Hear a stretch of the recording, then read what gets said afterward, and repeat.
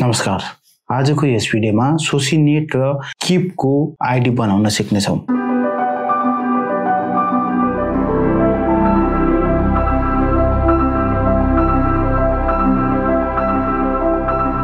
सोसिनेट र किप दुईटै आईडी चाहिन्छ हामीलाई साजन फ्याङ्गा दिनको लागि। अब भिडियो सुरु गरौँ। सबभन्दा पहिला तपाई आफ्नो ब्राउजर ओपन गर्नुहोला। आफ्नो ब्राउजर ओपन गरिसकेपछि यहाँ लेख्नुहोला सोसिनेट लेख्नुहोला। सोसिनेट लेखिसकेपछि जुन पहिलो वेबसाइट आउँछ त्यसमा क्लिक गर्नुहोला।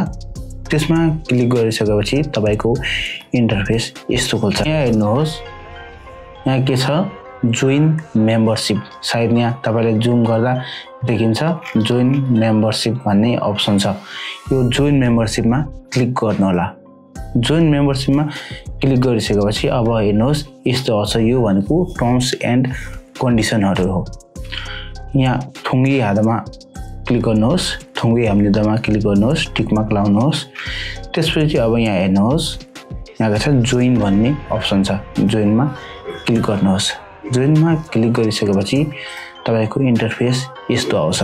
अब यहाँ हेर्नुहोस्, सबभन्दा पहिला माथि हेर्नुहोस्, तपाई यहाँ भाषाहरु चेन्ज गर्न सक्नुहुन्छ। तपाईलाई इंग्लिश चाहियो भने अङ्ग चुज गर्नुहोस् वा कुन भाषा चाहियो त्यही चुज गर्नुहोस्। म तपाईलाई कोरियनबाट नै सिकाउन गइरहेको छु। अब सबभन्दा पहिलो अप्सन हेर्नुहोस्, सन्थेक भन्ने अप्सन छ। यो सन्थेक अप्सनको तेस्रो नम्बरमा हेर्नुहोस्, थोङ्नोक वेगुगिन छ। यो तेस्रो अप्सनलाई चुज गर्नुहोस्। त्यसपछि तेस्रो अप्सनको पहिलो अप्सनलाई चुज गर्नुहोस्, वेगुगिन थोङ्नोकजुङ भएको विदेशीहरुको लागि हो यो। त्यही भएर सुरुमा तेस्रो नम्बरको अप्सन चुज गर्नुहोस्, त्यसपछि पहिलो नम्बरको अप्सन चुज गर्नुहोस्। त्यसपछि अब यहाँ हेर्नुहोस्, आईडी छ। आईडी भनेको तपाईको आईडी नम्बर होइन। यो भनेको तपाईले लगइन गर्दाखेरि के राख्न चाहनुहुन्छ। जस्तै कि मैले dip12 राखे। dip12 राखिसकेपछि तपाई यहाँ छुम्बोक वागिन गर्नुपर्ने हुन्छ। छुम्बोक वागिन गरेपछि यस्तो आउँछ। अब हेर्नुहोस् dip12। अब यहाँ हेर्नुहोस्, dip12 this ID is already in use भनेपछि तपाईले अब तपाईको पनि स्थिति देखायो भने यो नाम कसैले युज गरेको छ यसमा तपाईले केही फेरबदल गर्न सक्नुहुन्छ। जस्तै कि 1 2 3 राखेर हेर्ने, त्यसपछि छुम्बोक भागिन गर्ने, यो पनि अलरेडी युज छ भने तपाईले यस्तै केही चेन्जहरु गरेर राख्न सक्नुहुन्छ। तर यो तपाईले नयाँ क्रिएट गर्नै पर्ने हुन्छ। त्यसपछि अब यहाँ हेर्नुहोस्, फिमेल बनो। फिमेल बनेमा के लेखेको छ भने 9 देखि 20 वटा सम्म capital letter, small letter, number सब मिलाएर राख्नुपर्ने हुन्छ र एउटा स्पेशल लेटर पनि राख्दा अझ राम्रो। त्यसपछि फिमेल बनो वागिनमा पनि फिमेल बनो दुईतिरै राखिसकेपछि सङम्यङमा आफ्नो नाम लेख्नु होला। तपाईको थोङ्नोकजुङमा जस्तो नाम छ त्यस्तै यहाँ पनि राख्नु होला। त्यसपछि अब हेर्नुहोस्, थोङ्नोकजुङ बनो छ। थोङ्नोकजुङ बनो राख्नु होला। अगाडि 6 वटा, त्यसपछि पछाडिको लेटर राख्नु होला। त्यसपछि अब यहाँ हेर्नुहोस्, सिलम्यङ इन्सुङ भनेको छ। त्यसपछि सिलम्यङ इन्सुङ गर्नु होला। त्यसपछि आउँछ हिन्दुफोन बनो। हिन्दुफोन बनो पनि राख्नु होला। 010 वा कति तपाईको कोड हो त्यो सहित राख्नु होला। अब हेर्नुहोस्, इमेलमा के छ भने @gmail.com छ भने त्यो नराख्नु होला। तपाईको इमेलको अगाडिको जे छ त्यहाँ राख्नु होला। त्यसपछि पछि अर्को राख्नु होला। पछिको gmail.com, email.com, hotmail.com के हो त्यो त्यसपछि राख्नु होला। तपाईले फेरि झुकेर अगाडि नै फलाना @gmail.com राख्नुभयो भने पनि हुँदैन। त्यसपछि सबै भरिसकेपछि यहाँ हेर्नुहोस्, यहाँ टिक लगाउने एउटा अप्सन छ। यो टिक लगाउने अप्सनमा टिक लगाउनुहोस्। त्यसपछि वेबल खाइब छ, यसमा खाइबमा क्लिक गर्नु होला।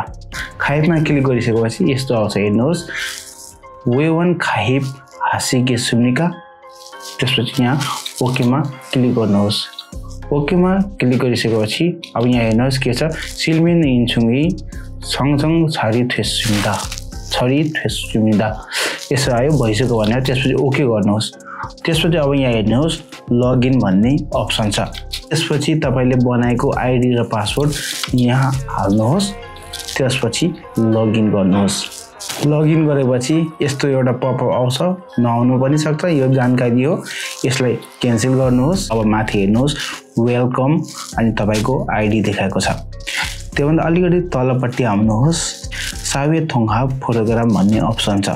त्यसमा क्लिक गरेर तल हेर्नुभयो भने फेङ्गा सिन्छङ भन्ने अप्सन रहेको छ राइट साइडमा, सबभन्दा राइट साइडमा रहेको छ फेङ्गा सिन्छङ भन्ने अप्सन। त्यो अप्सनमा क्लिक गर्नु होला।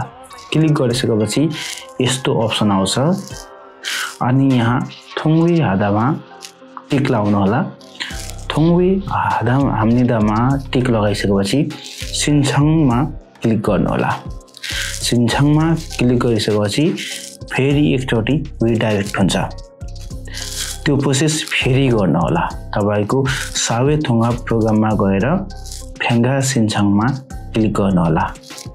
फेङ्गा सिन्छङमा क्लिक गरिसकेपछि फेरि थोङवे हाम्निदामा टिक लाउनु होला र सिन्छङ गर्नु होला। सिन्छङ गर्ने बित्तिकै अब हेर्नुहोस् किपको अफिसियल वेबसाइट खोल्यो। अब यहाँ हेर्नुहोस् आइडी इरुम र वेगुगिन थोङनुक बनो तिनटै अटोमेटिक आइसक्यो। अब हामीले यहाँनेर फेरि पासपोर्ट क्रिएट गर्नुपर्ने हुन्छ। यो पासवर्ड भनेको किपको लागि हो, अघि हामीले बनाएको सोसिनेटको हो र अहिले बनाउन आँटेको किपको पासवर्ड हो। यहाँ 8 देखि 20 वटा सम्मको क्यापिटल स्मल लेटर नम्बरहरू सब मिक्स गरेर राख्नुपर्ने हुन्छ। एकचोटि फिमेल बनो राख्नुहोस्। त्यसपछि त्यो फिमेल बनोलाई फेरि यहाँ दोहोऱ्याउनुहोस्। पासवर्ड फेरि एकचोटि भेरिफाई गर्नुहोस्। त्यसपछि अब यहाँ हेर्नुहोस् छुसो छ एड्रेस। छुसोमा तपाई बसोबास गर्ने छुसो राख्नुहोस् ठ्याक्कै। त्यसपछि फोन नम्बर छ, फोन नम्बरमा आफ्नो फोन नम्बर राख्नुहोस् र अथेन्टिकेसनमा क्लिक गर्नुहोस्। अथेन्टिकेसनमा टिक मार्क लगाइसकेपछि तपाईको मोबाइलमा एउटा मेसेज आउँछ, ओटिपी आउँछ। त्यो ओटिपी हालेर भेरिफाई गर्नुपर्ने हुन्छ। त्यसपछि नेसनालिटी भयो, नेसनालिटी आफ्नो देश नेपाल राख्नुहोस्। त्यसपछि रेसिडेन्सी स्ट्याटस यहाँ E9 चुज गर्नुहोस् किनभने हामी E9 हो। सबै हामीले भरिसकेपछि अब यहाँ हेर्नुहोस् एउटा टिक मार्क लाउने ठाउँ छ कन्सर्न टु रिसिभ नोटिफिकेसन। यहाँ टिक लगाउनुहोस् र सेभमा क्लिक गर्नुहोस्। सेभमा क्लिक गरिसकेपछि तपाईको यस्तो एउटा पपअप आउँछ, यसमा ओके गर्नुहोस्। ओके गरिसकेपछि अब तपाईको रिडाइरेक्ट हुन्छ लगइन पेजमा। अब तपाईले यहाँ हेर्नुहोस् सोसिनेटको आइडी र किपको आइडी एउटै हुन्छ, त्यो आइडी हाल्नुहोस्। अब यहाँ इन्टर पासवर्डमा तपाईले किपको पासवर्ड राख्नु होला। त्यसपछि क्याप्चामा नम्बर राखेको छ, त्यो नम्बर सेम टु सेम राख्नु होला। त्यो सेम राखिसकेपछि लगइन गर्नु होला। अब साजन फेङ्गा खोल्यो भने तपाईले यहाँबाट भर्न सक्नुहुन्छ।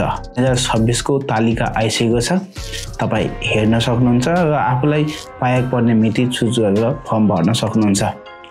ल तपाईलाई अब अग्रिम शुभकामना छ। आइडी बनाइसक्नुभयो, राम्रोसँग अध्ययन गरेर एक्जाम दिनु होला, ओदाङ्गेसम्म निकाल्नु होला। यहाँसम्म भिडियो हेरिदिनु भयो, यसको मतलब तपाईलाई भिडियोले पक्कै फाइदा गरायो। तपाईलाई यो भिडियो के कस्तो लाग्यो कमेन्ट गर्न नभुल्नु होला। हस्, धन्यवाद। फेरि भेटौँ अर्को भिडियोमा।